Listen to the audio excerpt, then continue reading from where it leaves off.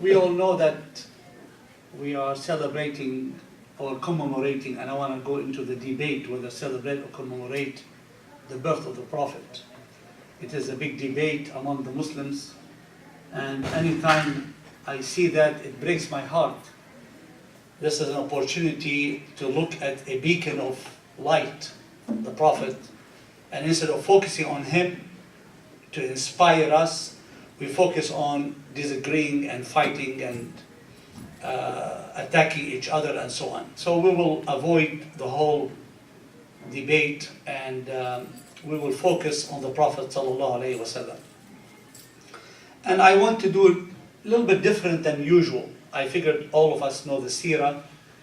We hear it since we were young about the Prophet, his life, the Mecca period, the Medina period, the battles, there are movies, there are stories. So I think that's, you've had your share of that. I don't think we do enough. We do it some, but we don't enough understand the uniqueness and the qualities and the skills that the Prophet ﷺ possessed, that he was able to carry such a huge message. As the Quran told him, إِنَّ سَنُلْقِي عَلَيْكَ قَوْلًا ثَقِيلًا, that this message is a weighty one. It's a big responsibility. And I remember a story once they told a general in the army, he was a religious person, and they told him, why don't you pray to God to lighten your load? He told him, no, I rather pray to God to strengthen my back so I can carry a heavier load. It's a different frame of mind. So when you have a message like the Islam, this universal message, the Prophet couldn't be just any prophet. He had to really, because if you really study him, you will find what he has accomplished is unheard of in the history of religions.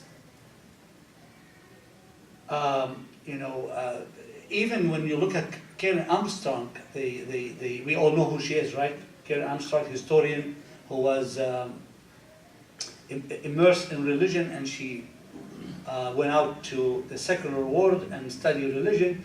She said, you know why Christians dislike the Prophet?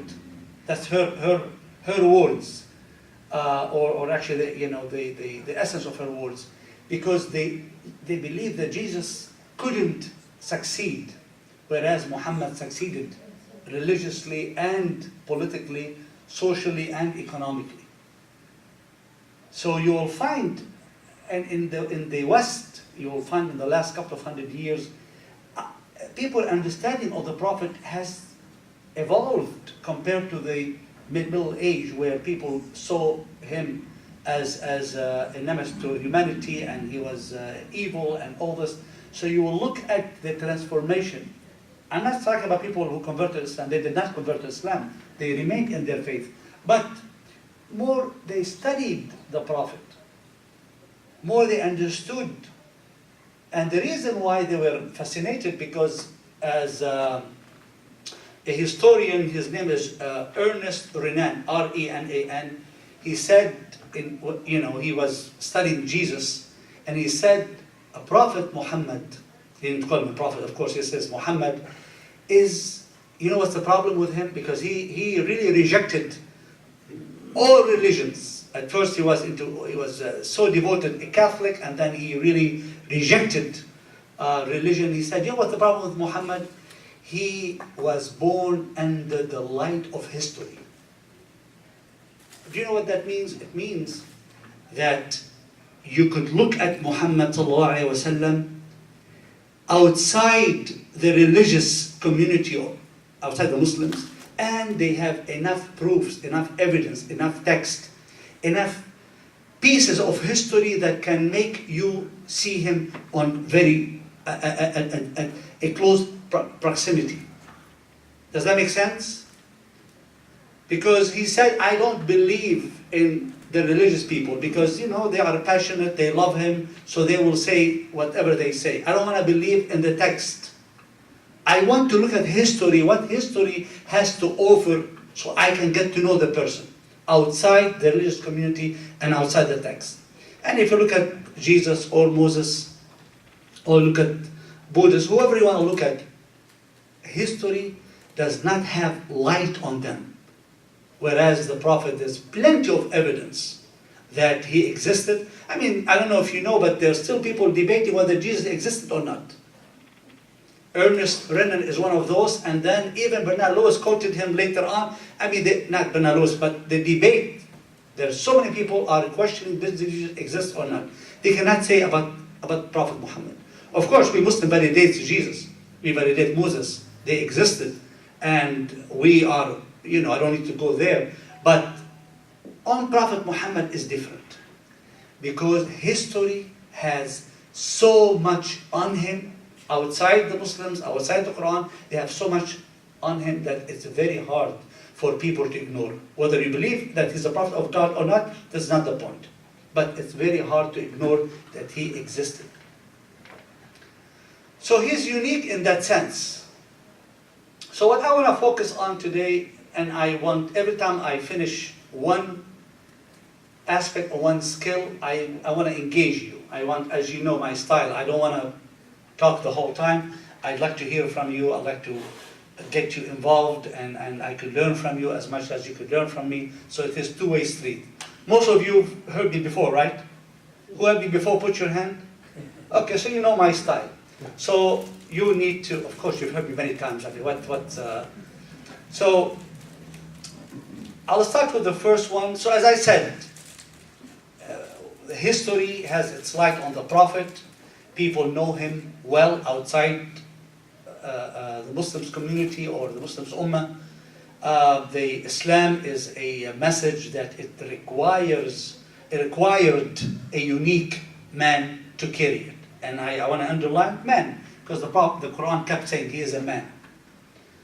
So the first thing is that I want to talk about is that we shouldn't really dismiss, and we should really think about it, and that requires a session on its own. The ability for a man in a very limited resources, right? So Mecca, those who have been to Mecca, very limited resources, who really didn't have much to offer at any front. Not politically, the Arabs didn't expand and didn't explore. Economically, they were very limited. Politically, they were very limited. Educationally, had nothing. Most of them were illiterate, except for the few, some of the few. And what they had was poetry that they brag about, and they had some good aspects of the culture, being generous and other things. But really, someone comes in, and he was, instead of just limiting himself to the area, Mecca. I'm talking about the first 13 years, okay? We haven't gone to the Medina yet. And with a really limited resources, not much going on at all, and you have a man who's talking about what? للعالمين. I just want us to just pause a little bit. I don't want to spend too much time on it, but I want us, at least when you leave, think about it a little bit. He is not thinking about Mecca or even the Arabic Peninsula. Let's say if he's very ambitious and he's thinking about Arabic Peninsula, he is talking about رب العالمين, رحمة للعالمين. Every messenger was sent to his people except me. I am sent to humanity. That thinking, brothers and sisters, it's not. I mean, usually a successful leader is the one who has a vision, right? No leader can succeed, no matter how great, whatever skills, which I will talk about, without a clarity. Who's the audience? Who am I talking to? Who is the one? Because the audience dictates on the language. So here the Prophet ﷺ is talking to the world, is big picture. And I think that's something that, because it dictates everything on the delivery is the message, because whatever, sometimes you might offer something that's good for this group, not good for this group, or for this group, not good for this group, or for this city, not good for that city, for this country, not good for that country. But to offer something for humanity that you know it is not him, this is from the divine, of course, this is from Allah subhanahu wa ta'ala, and he's the only one who can provide such a thing, but also it needed a special, unique leader who can transform himself from a local to a universal. And that's not easy. Anybody is in the work. We have Brother Salam with us here, we have Brother Asim with us. Anybody else, Brother Mahmoud, anybody who's involved in a da'wah understands. If you are thinking you only work within Los Angeles, it's different if you're looking, I'm working with America. Everything is different. So I wanted to start with that important aspect, the ability of a man to transform himself, and has the ability to be transformed, if I may to correct myself a little bit, ability to be transformed by the Quran from a very local to that world universal. And I think that's an amazing transformation, and it's something that for us to keep in mind. The other thing is about the Prophet ﷺ, and be assured, when I'm selective, right? I can't, if I am to talk about all the Prophet, it will require years, right? I mean, because you can take so many aspects of the Prophet and you can spend a lot of time. So I'm going to be selective. I'm going to pick only a few that I believe that, and I think Dr. Saleh will be here next week. He will, I hope he can pick on that, and build on it a little bit. But I'm selective, so I picked only a few. One of the brilliancy of the Prophet, he had the knowledge of the language. It's very important. He would say, "Utitu jawami al-kalim." I was given the ability to use small words that are so descriptive. Someone like me, who's really, an immigrant and learned English when I was young, one of the things that Dr. Maher used to tell me personally, try to use, instead of using 5 words, try to use 1 word that can talk and encapsulate the 5 or the 6 words. But to do that means you have to have a command of the language, which I did not. And I struggled. Others have done better. And you look at them, and sometimes you go to the dictionary and you will find 1 word, it could replace 6, 7 words. That, brothers and sisters, is so important. Let me give you an example. So, very quick. How many of you know Arabic?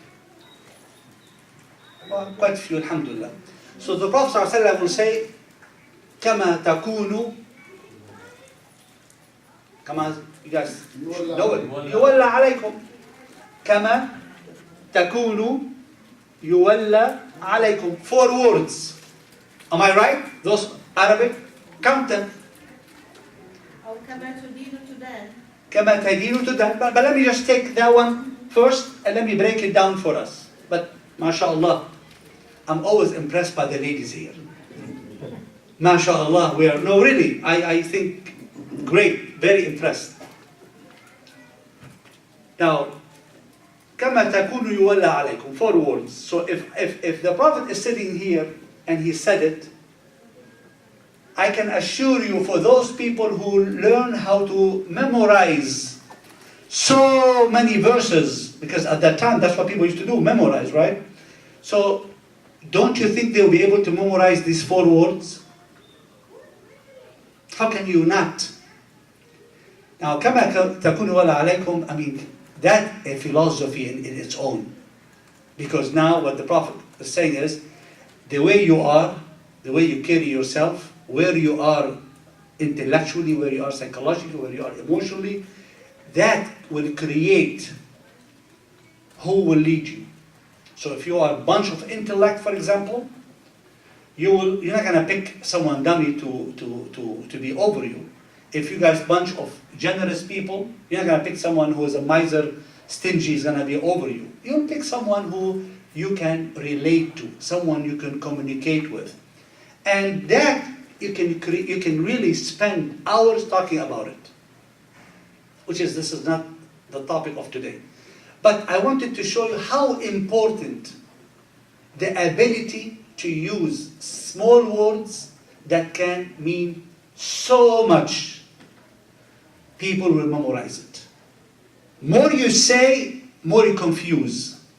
Less you say, but in a succinct way, in a powerful way, where few words are so descriptive. This is a skill not too many of us really have. And that's one of the brilliancy and the greatness of the Prophet ﷺ. And of course, he went through a training process, he lived in an area, but he himself, he wasn't just any, because there are so many prophets before him, so many messengers before him. Honestly, no one has been able to do what the Prophet has done. So this is one thing I just wanted to, and as the sister reminded us, there are a long list of things that I can give you that to really substantiate and support this important skill that the Prophet ﷺ had. Now, anybody you guys the audience, it requires not only the command of the language, but also it requires the way the delivery is. Many times you go to a khatib or a speaker but I'll use the khatib for now. If the delivery is weak, you will not walk out inspired, right? Somebody is with a gloomy face, never smile, his voice, it's so funny. And body language, never look at the audience, never eye contact. So the delivery, if the delivery is weak, yes, you could have the best words, but you will not be able to penetrate the heart of the people if the delivery is not matching the quality of the words that you're delivering. Am I right? Yeah. I mean, this is easy for all of us. How often we've attended a seminar or a khutbah or this or that, and you will say, Yahi, he was or she was lazy. They put us to sleep. The voice is monotone. Didn't do this, didn't do that. You missed the content, you missed his or her ability to be eloquent and succinct because the delivery was weak.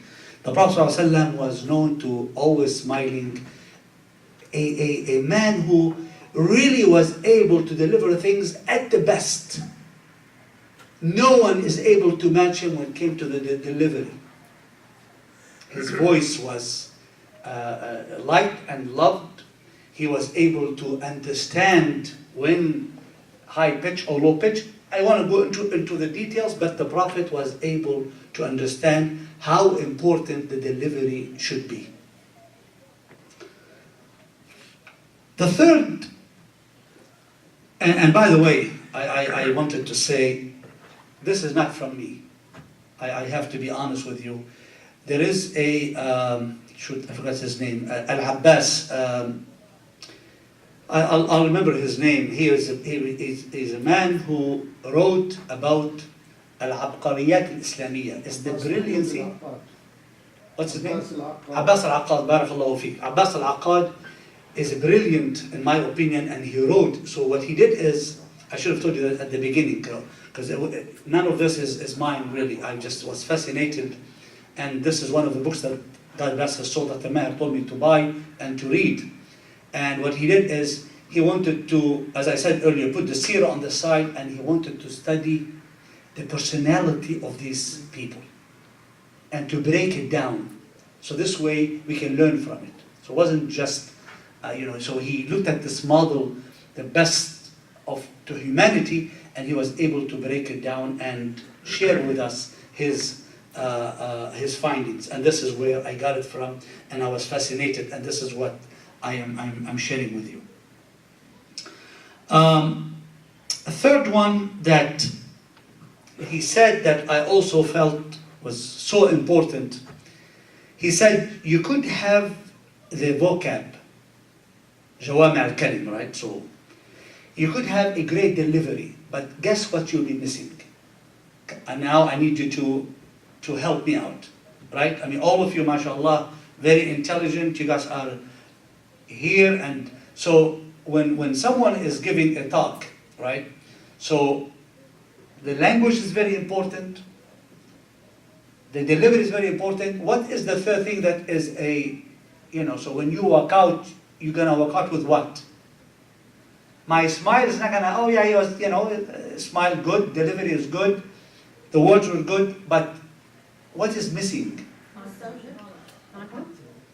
The content, subject. Yeah, it's different. The content. So if I am using the most eloquent language, in the most effective delivery, but you are realizing that there's no substance, would you be impressed? Your mind will not be impressed. It will not make it to the heart. So these are the three things that you've got to have: the quality, the content, the substance has to be needed by the people. People need to understand that if I am talking to you, I'll give an example, let's say marriage. We are all having issue, the society have issue with marriage. And you come to me and I'm going to be talking about marriage and I offer you nothing. So you're going to, what is this guy? I wasted our time. Yeah, has a nice smile, he makes us laugh. But I wasted an hour and I walk up with nothing that I can take home and I apply to my life, to my family, to my kids, nothing. So substance is a must. So when we are delivering, and this is what the Prophet, of course, when you have the Quran, you have the source from the divine, it provides you with substance. Then he had the skills of the Arabic language, and then the delivery, it all came together and provided a model where he would speak, people will capture, people will memorize, and people will take it to heart. Why? Because it will do something to their lives. So for us, the reason is I picked this. How can we use it in our daily life? Ali?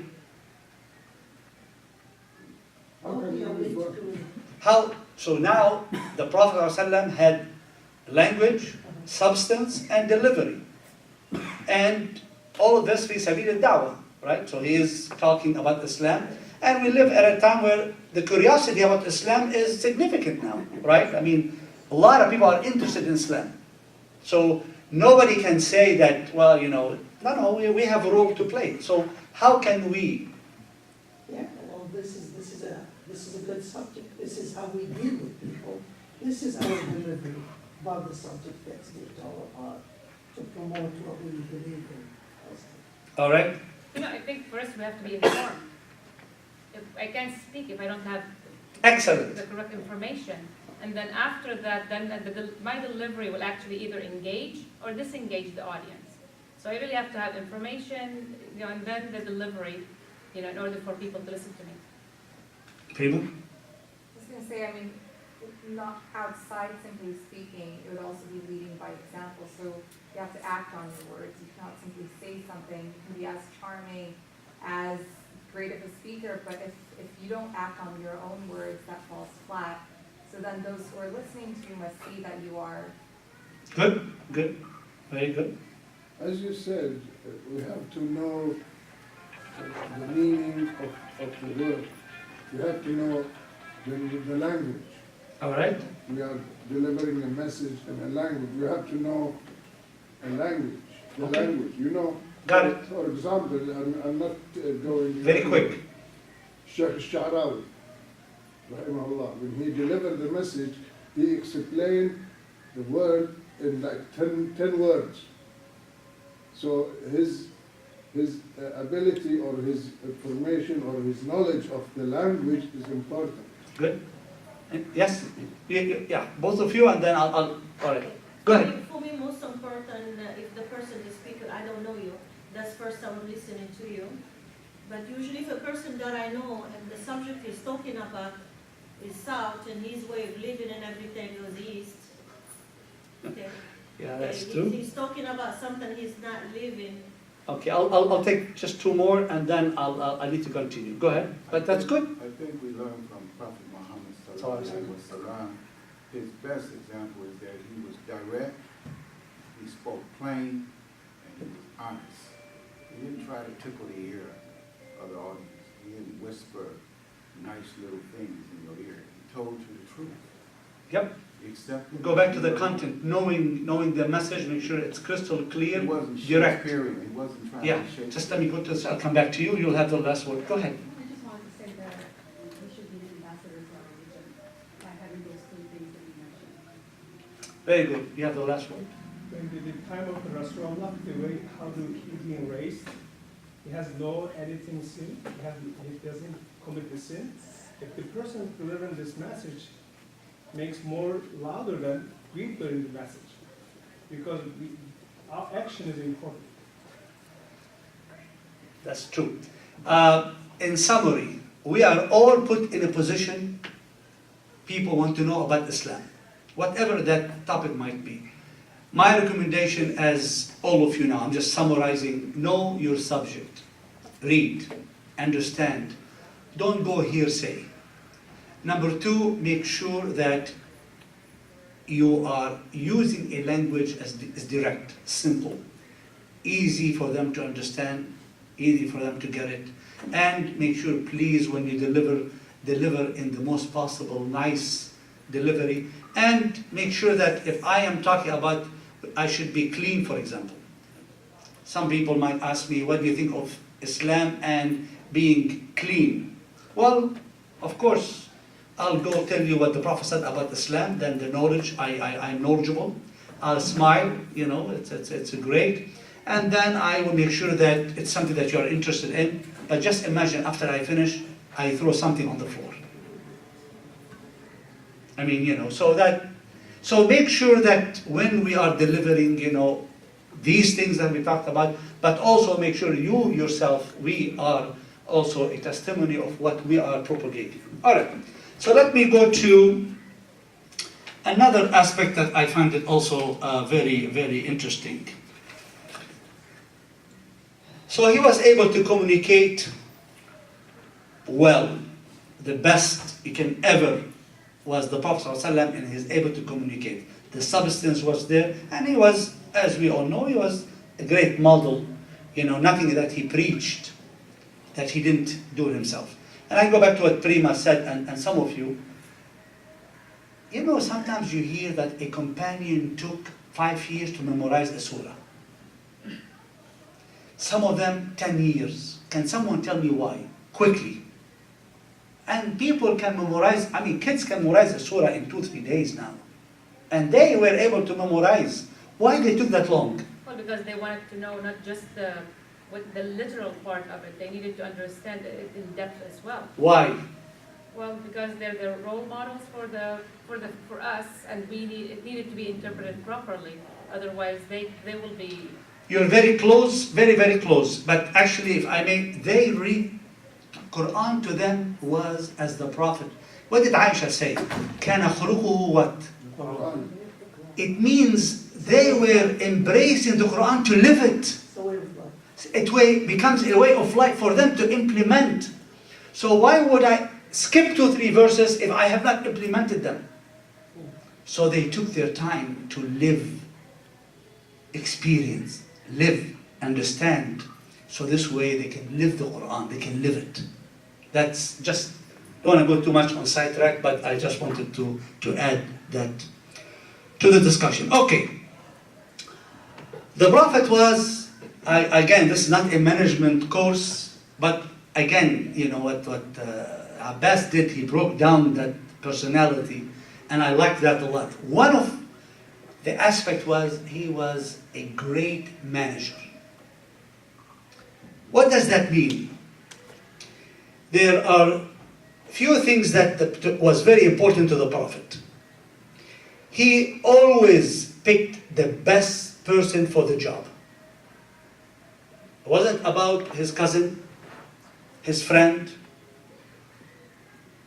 that she is close to his heart, she is from this tribe. No. The Prophet ﷺ said, if you are within a group of people and you took upon a responsibility to lead them, and you know there's somebody that is better than you, it is your responsibility to replace yourself by that person. Wow. I mean, really think about it. So if I know, honestly, Salam is a better language, able to deliver, and I was put in a position where I believe he will be, and this is between me and Allah, this is, look how the Prophet was able to teach people who were able to change history. He raised them in a way, and he gave them not just the tool, but he explained it to them, and they lived it, they saw it. If I believe he is more commanding of the language, he has different skills that I don't have, and I do not choose him, the Prophet is telling me, you are responsible.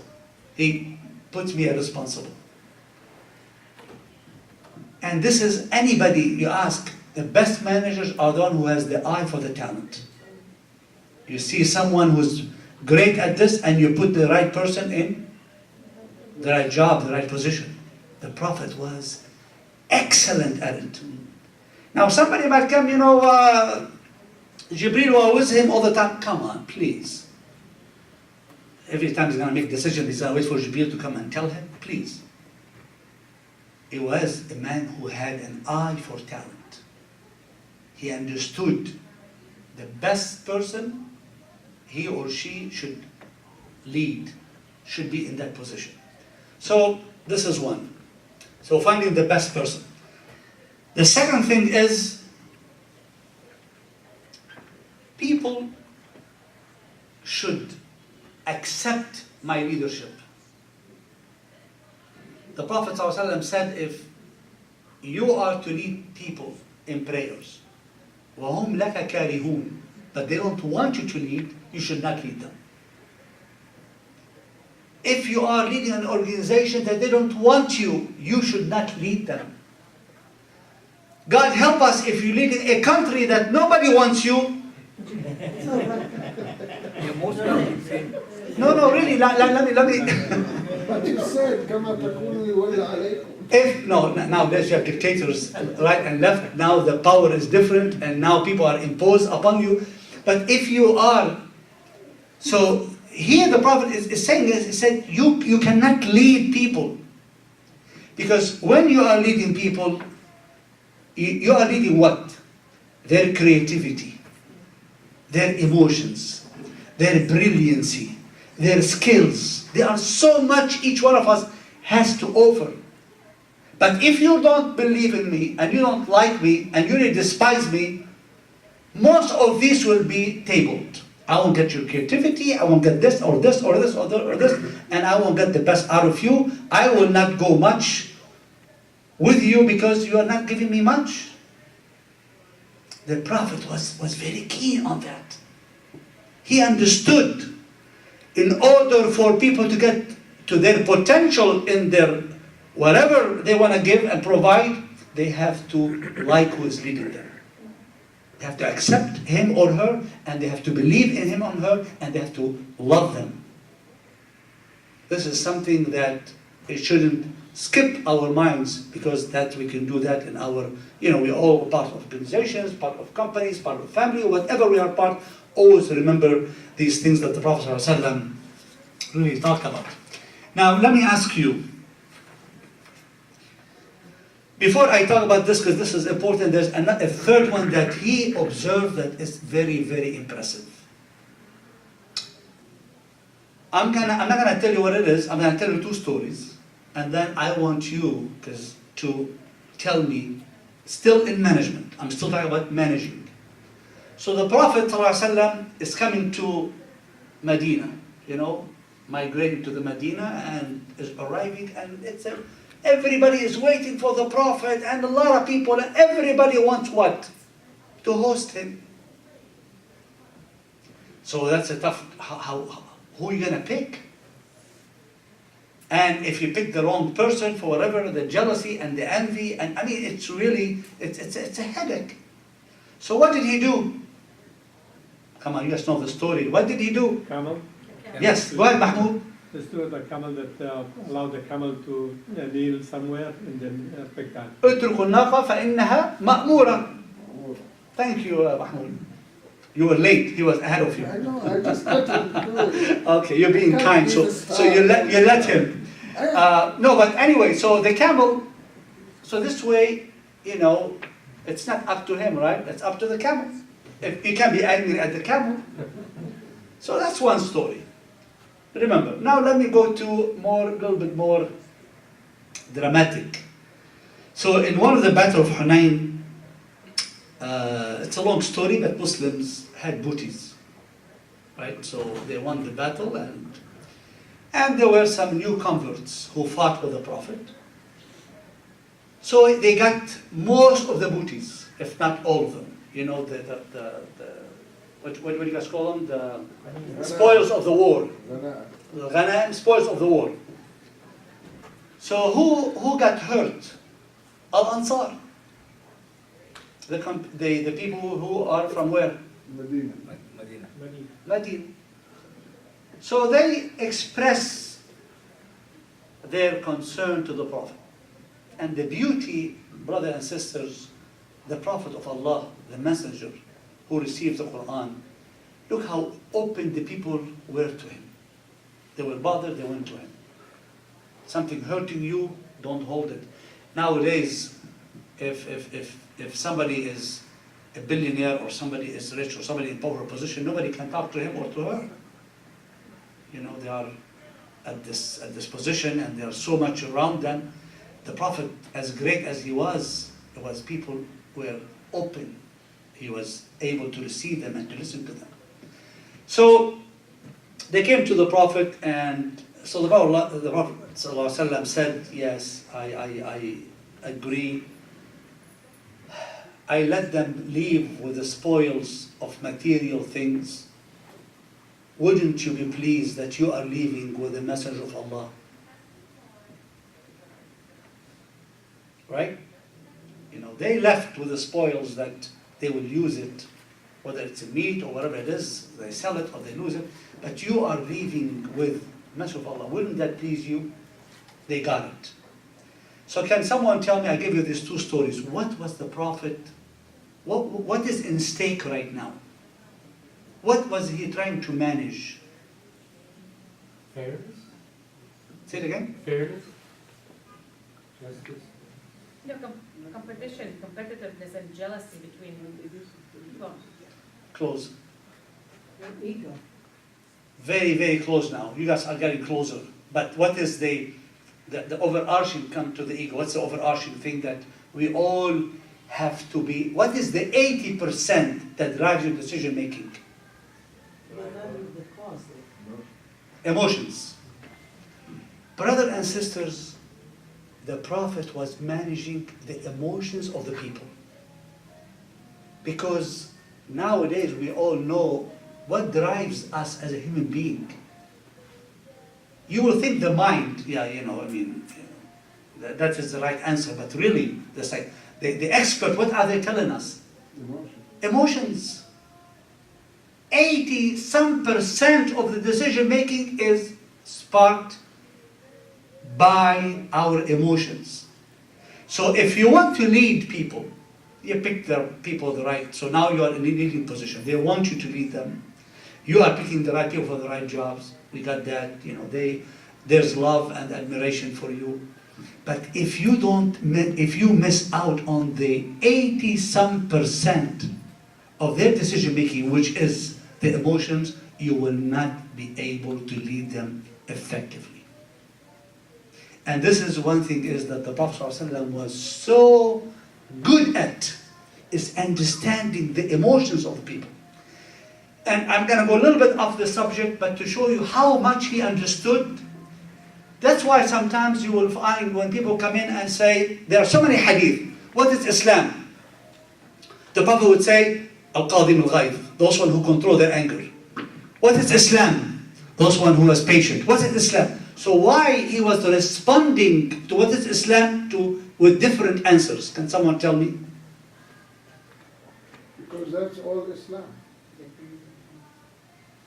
Speak. Depending on the person coming questioning. Exactly, the emotions of the people. If somebody comes in through the door and is angry,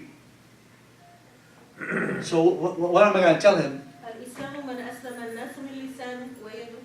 Yeah, but I will, of course he's angry, so I won't have, so I will tell him, Al-Islam, Al-Qadim al-Ghayb. Right? So Islam becomes for that person, because the emotion, as we were reminded, at that point where the Prophet he understood the body language, he understood the tone of the voice, he understood that that man is angry at somebody.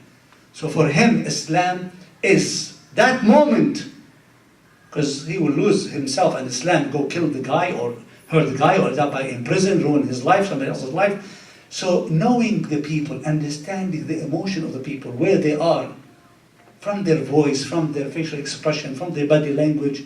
There are so many things nowadays. You can just go on YouTube and say, how do I study the body language? There are hours you can learn now, just by looking at people, how they say, because 85% of the communication is non-verbal. The Prophet 1400 years ago was brilliant at it. So managing the emotions is as important as anything else that we talked about when it comes to managing. And this is one of the greatness of the Prophet ﷺ. He was able to communicate, one of the most effective in communicating, but also he was one of the most effective in managing the people, managing their emotions, managing their thoughts, managing their needs. That person needed that at a certain time, that's what he provided. And that's what I'd like to walk out with today, is understanding people. You know, if somebody comes to me and is just heard on the news, somebody blew up, or Muslims have just killed 305 people, they went to a mosque and they blew the mosque. And someone comes to me and he asks me what is Islam, I'm not going to go and tell him it's 5 prayers and to fast. Means I missed it. I need to tell him Islam is to protect life. Islam is to protect the sanctuary of worship. Islam is against violence in such a way. I mean, so understanding people where they are, a lot of times we don't. We are lecturing people about Islam, but they are not listening.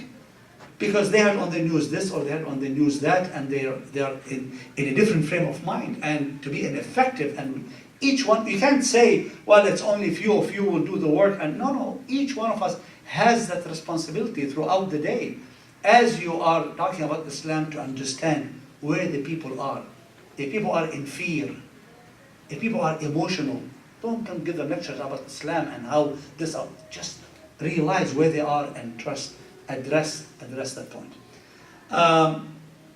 So far, I want to talk a little bit about, I was asked by, where's Omar? I was asked to talk about Sufism. This is not the topic, but I promised him I'll talk about 2-3 minutes. But before I leave, any question you have on what I talked about? Yes? So where is this book available that you had read? Unfortunately, it is in Arabic, and this is something that I don't know if it is available in English. Abbas Al-Aqad, I'll check. It's available in Los Angeles, but go online under Abbas Mahmoud Al-Aqad. But is it in English? I don't know. That's the problem, is I don't know. Unfortunately, But I know there is lots of Arabic book from Egypt, Aqad. But that's not gonna. See, Yeah, I know. she's asking me. I know. What? Look, he's telling me in Arabic. She won't benefit in Arabic. Be over. Give it to me and I'll translate it. All right. Anybody else has? Unfortunately, I don't know, and I think I wish we have more resources available because there is so much wealth but unfortunately it's in Arabic that we can benefit so much from it. Like this book, and there are so many other books are just, when I read it was amazing, and his ability to break down and we can learn so much from it. Is the book in a bookstore Uh, over here? I made a big mistake, huh? I mentioned the book. I don't know if it is. I bought it actually from Lebanon, and when I went to Lebanon I bought it, and I'm sure probably it is in Anaheim. There is a Maktab al-Salam, I think it's Anaheim, they might have it. But those of you who know Arabic, read it, and those of us, if it is available in English, let me know. So this way we can probably add it to our bookstore. It's just an amazing book. And also he did the same thing with Abu Bakr. He did with Umar and Uthman and Ali. Because he believes there is a key to each personality. And more you learn about those keys, more effective you will be in communicating effectively with that personality. So we'll see. Any more questions on the topic? Yes, Ali, and then I'll come to you. Just a quick comment. So Yes. direct and personalized messages is one of the strongest advertisement tactics that's being used with companies all over the Yes. world. It's probably beautiful. Yes.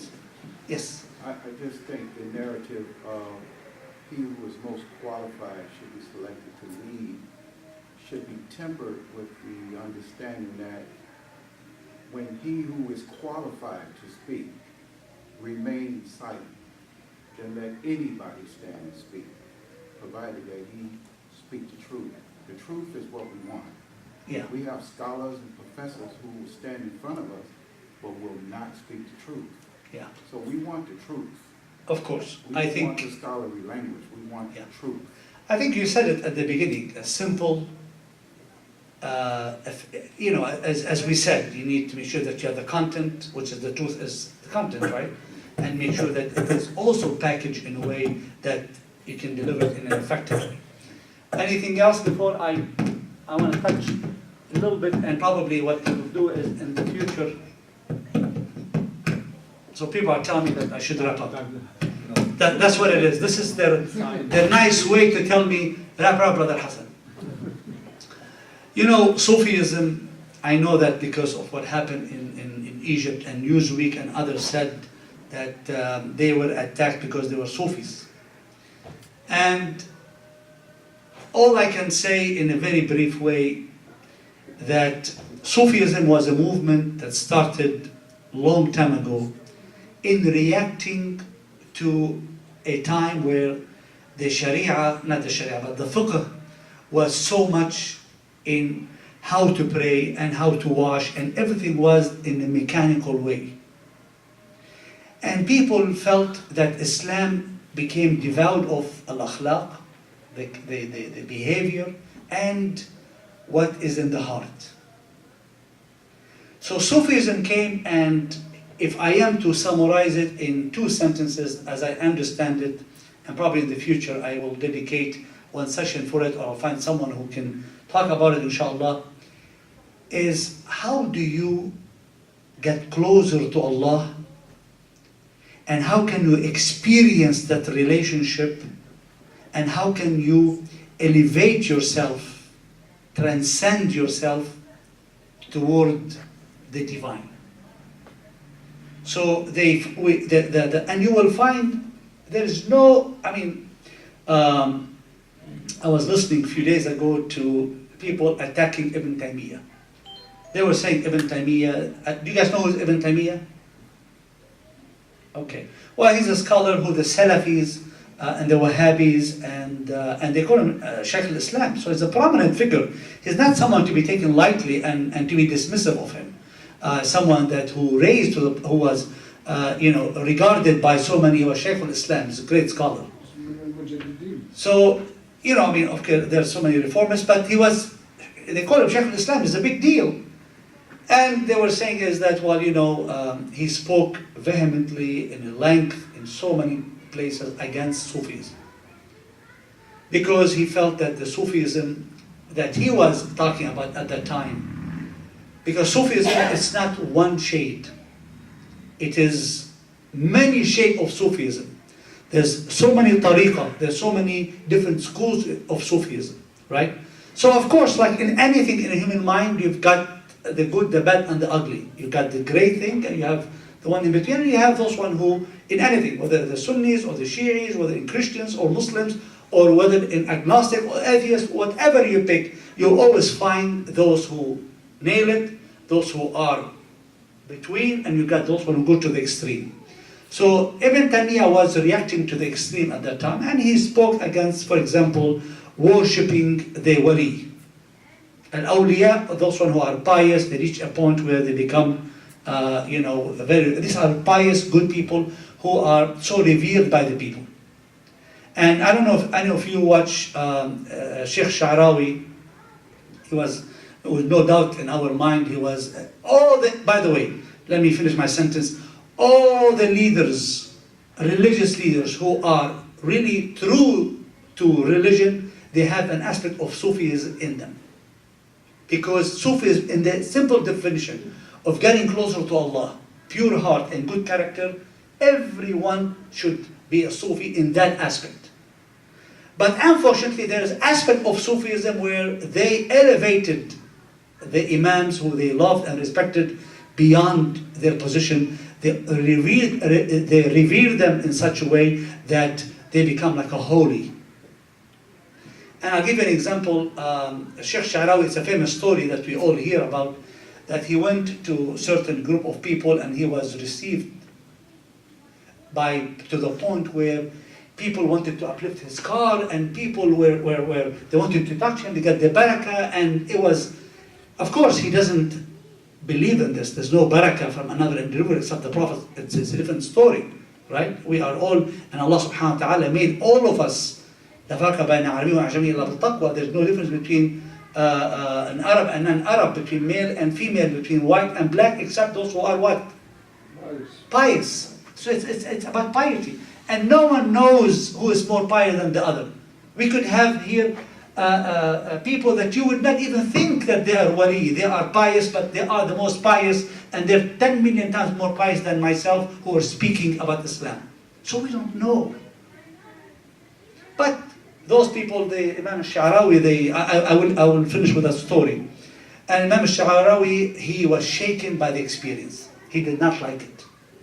People looked at him beyond who he is. He's a human being like them, and they were treating him as if he was sent from God, or he is an angel or something beyond the human. So he left, and he kept la hawla wa la quwwata illa billah, and he kept really trying to ponder and to understand what happened to these people. He is just a human being who teaching them about Quran, and for them to treat him in such a way that he is bigger than a prophet. I mean, they want to touch him, and they want to lift his car, and they want to do so much for him. What he did is, on his way, he told his son to stop. He saw a mosque. So he stopped the mosque. He told his son, wait for me. He said, I'll go down with you. He said, no, stay in the car. So they waited for 10, 15, 20 minutes. He didn't come. So his son got off, went to watch, to look for him, kept looking, found him in the bathroom, cleaning the floor. So his son was outraged. Imam like you, why would you be cleaning the floor? He said, I felt I'm getting arrogant. These people made me feel more important than I am. I am not that important. And I didn't like how I felt. So I had to discipline my soul, discipline myself. So I wanted to show myself who I am. I am the one who was cleaning the bathroom.